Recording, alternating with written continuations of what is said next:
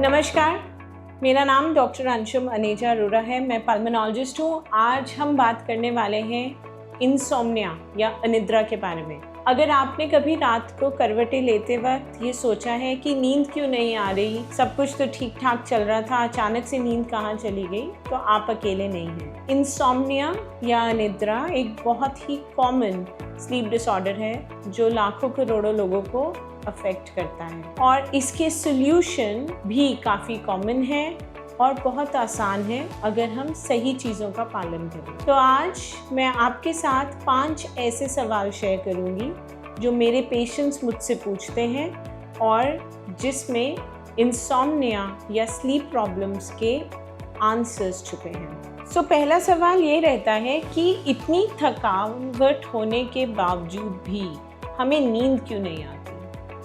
मैं जब बिस्तर पे जाती हूँ तो मैं बिल्कुल थकी हुई होती हूँ, मुझे लगता है आंख बंद करूँ और मैं सो जाऊँ, पर ऐसा नहीं होता। इसका आंसर आपके डी टाइम रूटीन में है। आपका ब्रेन ज़्यादा एक्टिव है, आपकी ब्रेन ज़्यादा स्टिमुलेटेड है और इसीलिए वो रेस्ट नहीं कर पा रहा। देखिए, बच्चों को जब हम सुलाते हैं तो हम उनको एक वाइंडिंग डाउन रूटीन बताते हैं। जाओ ब्रश करो, अपना कपड़े बदलो, एक स्टोरी सुनते हैं, कोई गाना, कोई लोरी सुनाते हैं, लाइट्स ऑफ करते हैं, मम्मी पापा साथ में सोते हैं और बच्चों को नींद आ जाती है। इसी तरह हमें भी, एडल्ट्स को भी एक वाइंडिंग डाउन रूटीन चाहिए। एक रूटीन चाहिए जिसमें हमारे घर की लाइट्स डिम हो जाएं, जिसमें टीवी स्क्रीन्स 2 से 3 घंटे पहले हमारे स्केड्यूल्ड स्लीपिंग टाइम से पहले बंद हो जाए। हमारी जितनी प्लानिंग है वो सारी बेड के बाहर हो जाए, सो हमें कोई तनाव ना रहे, हमें ये डिसीजंस ना लेने पड़े बेड में कि हाँ मुझे कल ये काम करना है। और हमारा जो रूटीन शाम से शुरू हुआ है वो धीरे धीरे हमारे को नींद की तरफ ले जाए। तो ऐसे में अगर आप बहुत हैवी एक्सरसाइज करके और बैठेंगे, हैवी मील खाकर सोने जाएंगे या बहुत ज़्यादा ब्लू लाइट एक्सपोजर और स्क्रीन एक्सपोजर के बाद सोने जाएंगे, तो आपके ब्रेन को भी टाइम लगेगा इतनी एक्टिविटी से शांत होने में, और इसलिए थकावट के बावजूद भी आप सो नहीं पाएंगे। दूसरा सवाल जो मुझसे अक्सर पूछा जाता है वो ये है कि हमें नींद की शुरुआत हो जाती है but middle of the night में हमारी नींद टूट जाती है और फिर हम सो नहीं पाते। अगेन यहाँ पे स्लीप हाइजीन या स्केड्यूल की परेशानी है। देखिए, ये बहुत कॉमन है कि आपकी नींद अचानक से खुल जाए और फिर नींद ना आए, या कोई वॉशरूम जाए और वापस आकर नहीं सो पाए। तो याद रखिए, अगर रात में अचानक या किसी कारण आपकी नींद खुल रही है तो वहाँ प्लानिंग मत शुरू कर दीजिए। अगर आपको नींद नहीं आ रही तो बेड से उठिए, सोफे पे बैठिए, कुर्सी पे बैठिए। अगर कोई प्लानिंग चल रही है उसको जॉट डाउन करिए, एक लिस्ट बनाइए, डायरी में लिख दीजिए कल उठ के मुझे ये काम करने हैं, और जब नींद आने लगे तो वापस बेड पे आइए।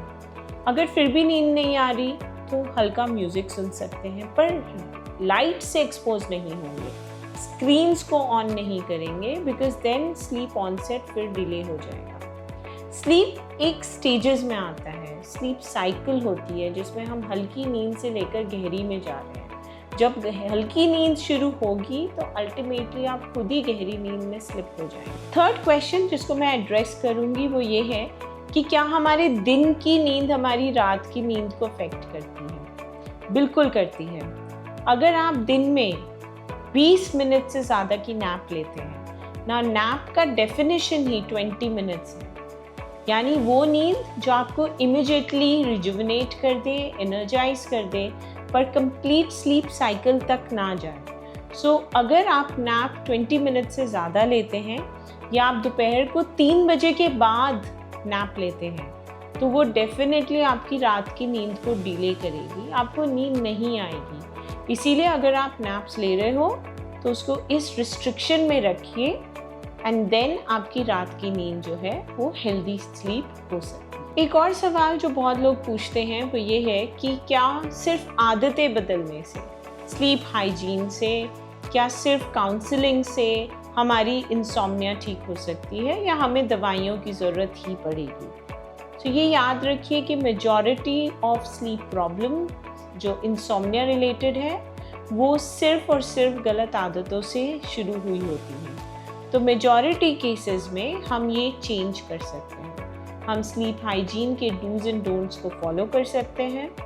हम शाम को कैफिनेटेड प्रोडक्ट्स, चाय, कॉफ़ी 6 बजे के बाद अवॉइड कर सकते हैं। इनफैक्ट जब भी आप किसी स्लीप स्पेशलिस्ट या किसी साइकियाट्रिस्ट के पास जाएंगे फॉर स्लीप रिलेटेड प्रॉब्लम, सबसे पहले सॉल्यूशंस जो हैं वो counselling and changing sleep habit से ही होंगे। एंड अनलेस ये बहुत ही ज़्यादा एक्यूट कंडीशंस हैं, सिवियर केसेस हैं या ऐसे केसेस हैं जिनके अंदर हमारी हैबिट के चेंजेस से आराम नहीं आ रहा, तो शॉर्ट टर्म के लिए उन्हें दवाइयाँ दी जाएंगी। सो याद रखिए जो दवाइयाँ हैं वो शॉर्ट टर्म रिलीफ के लिए कभी प्रिस्क्राइब की जाती हैं, बट लॉन्ग टर्म पे उनके साथ बहुत सारी दूसरी प्रॉब्लम्स और साइड इफ़ेक्ट्स हो सकते हैं, इसलिए वो हम अवॉइड करते हैं। और क्योंकि हम दवाइयों की बात कर रहे हैं, अक्सर एक और क्वेश्चन उठता है कि कौन सी दवाई सेफ़ है। डॉक्टर ऐसी दवाई बताइए जो सेडेटिव नहीं है, जिससे आदत भी नहीं पड़ेगी, जिससे हम बहुत ज़्यादा नींद में भी नहीं जाएंगे। तो कोई परफेक्ट स्लीपिंग पिल नहीं है। ओवर द काउंटर मिलने वाली स्लीपिंग पिल्स मोस्टली प्रॉब्लम देती हैं। कभी भी बिना डॉक्टर से पूछे सिर्फ अपने केमिस्ट के एडवाइस पे कोई स्लीपिंग पिल मत लीजिए। बहुत सारे साइड इफ़ेक्ट्स होते हैं। Respiratory depression, so breathing problem वाले पेशेंट्स में सांस की प्रॉब्लम रात को होना, न्यूरोसाइकेट्रिक मैनिफेस्टेशंस, डिप्रेशन और बहुत सारी दूसरी प्रॉब्लम्स आ सकती हैं। और अगर स्लीपिंग पिल दी भी जा रही है देन वो डॉक्टर की एडवाइस से, उस डोज से और उस ड्यूरेशन के लिए ही लेनी है जिसके लिए वो एडवाइजेबल है। सो नेक्स्ट क्वेश्चन है, हम डॉक्टर से कब मिलें? हम डॉक्टर से तब मिलें अगर हमारी इंसोम्निया या स्लीप की प्रॉब्लम हफ्ते में 3 दिन से ज़्यादा या 3 महीने से ज़्यादा हमें परेशान कर रही है। ऐसे में भी इनिशियली हमें CBTI और कॉग्निटिव बिहेवियर थेरेपी और changes in the sleep pattern पे वर्क करना है। जब हम ऐसा कर लेते हैं तो मेजॉरिटी केसेस में ये प्रॉब्लम ठीक हो जाती हैं। नहीं तो करेक्ट एडवाइस के साथ हम हमारे ड्रग्स में जो हम ले रहे हैं, कुछ दवाइयों के साइड इफ़ेक्ट से अगर हमें नींद नहीं आ रही है, हम उनमें चेंजेस कर सकते हैं या newer therapies, newer drugs they सकते हैं जो शॉर्ट टाइम पे हमें रिलीफ दे सकते हैं। लास्टली एक सवाल स्लीप ड्यूरेशन से रिलेटेड, क्योंकि ये अक्सर लोगों को टेंशन दे देता है। किसी भी एज ग्रुप की स्लीप दूसरी एज ग्रुप के साथ कभी भी मैच मत करिए। हर एज ग्रुप के लिए एक रेकमेंडेड स्लीप ड्यूरेशन है, पर याद रखिए मेडिकल साइंस में कुछ भी एब्सोल्यूट नहीं है, सब कुछ एक रेंज में है। तो किसी एल्डरली की स्लीप की ड्यूरेशन 6 आवर्स से लेकर 8 आवर्स के बीच में रेंज कर सकती है। वहीं एक स्कूल गोइंग चाइल्ड की स्लीप ड्यूरेशन जो आइडियल है वो 10 आवर्स से लेकर 12 आवर्स के बीच में रेंज कर सकती है। और यहाँ मैं बहुत ज़्यादा स्ट्रेस करना चाहूँगी कि पेरेंट्स अपने बच्चों की स्लीप ड्यूरेशन को समझें और उनको उतनी ड्यूरेशन ऑफ स्लीप दें। अगर आपके बच्चे को सुबह 6 बजे स्कूल के लिए उठना है तो उसको रात को 11 बजे नहीं सोने दें, उसको जल्दी सोना होगा ताकि वो एडिक्वेट स्लीप ड्यूरेशन ले पाए, ताकि उसकी स्कूल परफॉर्मेंस, कॉग्निशन, ग्रोथ ये सब कुछ पॉजिटिव वे में आगे बढ़े। सो स्लीप हमारे लिए बहुत एसेंशियल है। ये हमारे लिए एक लग्जूरियस चीज़ नहीं है, ये नेसेसिटी है। जितना आपका न्यूट्रिशन, जितना आपका फिटनेस आपके लिए मैटर करता है डिजीज़ेस को प्रिवेंट करने में, उतना ही स्लीप करता है। सो स्लीप को सही से डील करें एंड नींद ना आने की प्रॉब्लम में और चिंता से और ज़्यादा चीज़ों को कॉम्प्लिकेट नहीं करिए। आप अपने आप बेसिक चीज़ों पे वर्क करिए, उन्हीं से काफ़ी कुछ हल हो जाएगा।